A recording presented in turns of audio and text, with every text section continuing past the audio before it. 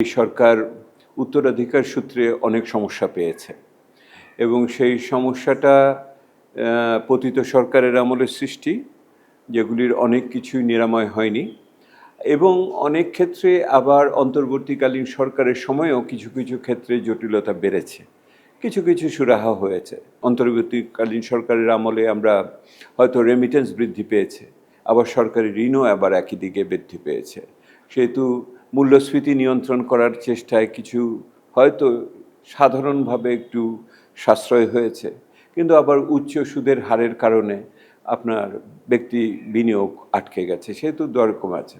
কিন্তু এই সরকারের শুধু যে ওই উত্তরাধিকার সূত্রে দুই প্রজন্মের সমস্যা পেয়েছে তা না, একই সাথে তো বর্তমানে বৈশ্বিক পরিস্থিতি যে জটিল অবস্থার ভিতর দিয়ে যাচ্ছে এবং যে সমস্ত অনিশ্চয়তা নতুনভাবে আসছে সেগুলোকেও তার মোকাবেলা করতে হচ্ছে। তো সেইখানে আপনি লক্ষ্য করে দেখবেন যে সরকারের পক্ষ থেকে নাগরিক প্রত্যাশা বা নির্বাচনী প্রতিশ্রুতির অংশ হিসেবে আপনি যে বললেন যে ফ্যামিলি কার্ডই বলেন বা কৃষি কার্ডই বলেন বা ক্রিয়া কার্ড বলেন, প্রেস কার্ড বলেন, সমস্ত কার্ডই দেওয়ার কথা উঠছে।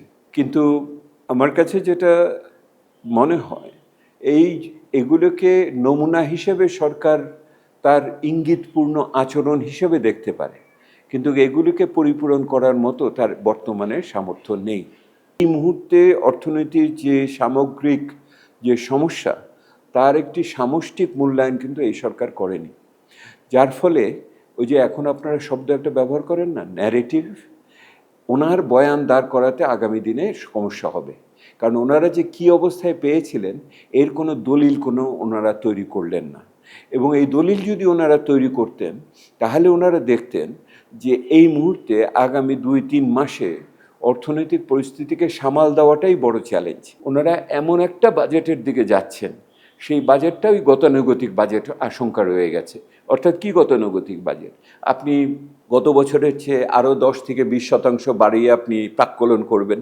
আপনি খুব ভালো জানেন এই প্রাক্কলন আপনি বাস্তবায়ন করতে পারবেন না, শুধু লোক দেখানোর জন্য আপনি এটা করছেন রাজনৈতিক প্রয়োজনে, এবং আপনি ওই ব্যয় মেটানোর জন্য আপনি জাতীয় রাজস্ব বোর্ডের একটা প্রাক্কলন করবেন, সেটাও 20-30-40% বাড়তি হবে। সবাই জানে এটার কোনো বাস্তব ভিত্তি নাই। ওই আগের মতোই তাহলে এমন একটা আর্থিক কাঠামো তৈরি করবেন যার বিশ্বাসযোগ্যতা নিয়ে প্রশ্ন উঠবে।